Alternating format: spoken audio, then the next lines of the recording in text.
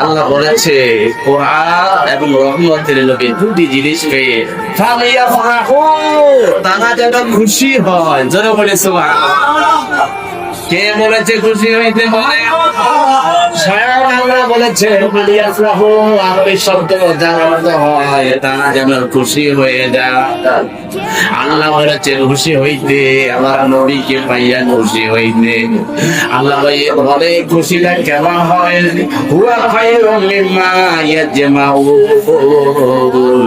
এই পৃথিবীতে কোটি কোটি টাকার ব্যাংক ব্যালেন্স করেছেন, কোটি কোটি টাকার মালিক আপনি, 10 টাকার মালিক। এই কোটি কোটি টাকার মালিক হইয়া আপনি যতটুকু খুশি হয়েছেন, আমার নবীকে পাইয়া যদি সামান্য একটু খুশি হইতে পারে, ওই কোটি কোটি টাকার সে আমার নবী পাইয়া খুশি হইলে এটা উত্তম হবে। জোরে বলি সুবহানাল্লাহ। এই জন্য আমরা আহলে সুন্নাহ ওয়াল জামাতের আকীদার লোকেরা আমার নবীকে পাইয়া খুশি না বেজার। একমাত্র বেজার হচ্ছে ইবলিস শয়তান। ফতোয়া স্বামী করে দেখেন, যখন বিখ্যাত ফতোয়া স্বামী কিতাবের মধ্যে আছে, শয়তান 4 জায়গায় চিৎকার করে কামনা করেছে। কয় জায়গা?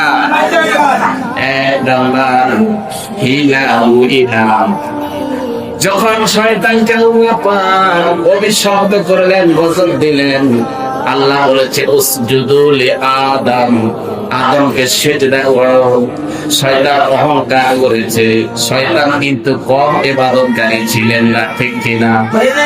শয়তান আবেদ ছিলেন, আবেদ মানে ইবাদত করে। আল্লাহর আসমানে এমন কোন জায়গা বাকি নাই যেখানে আল্লাহ সিজদা করে নাই, এত ইবাদতকারী ছিলেন শয়তান। আবেদ ছিল, আলেম ছিল, জ্ঞানী ছিল। শয়তান সমস্ত ফেরেশতাদের শিক্ষক ছিলেন, ঠিক কিনা? আলেম ছিল, আবেদ ছিল, আরিফ মানে পরিচিতি। শয়তান সব জানতেন, কিন্তু আশেক ছিল না। কি ছিল না? সে কইতে ইবরে ভাই, যদি আশেক থাকতো আল্লাহ তখন বলেছে উসজুদু লি আদম, আদমকে সিজদা কর, সামনে সামনে সিজদা করতে, ঠিক কিনা? এবার প্রেমিক প্রেমিকারে যখন যে কথা বলে সে কথা শুনে কিনা পাগল হইয়া যায়। আশেক আশেকের ব্যাপার। আল্লাহ বলেছে সিজদা করতে তোমার দরকার আছে, খলাকতানি বিনাল্লাহ খলাকতা মিন তিন, কামারে আগুন দিয়ে বানাইছে, তারা মাটি দিয়ে বানাইছে, কেন তারা সিজদা করবো?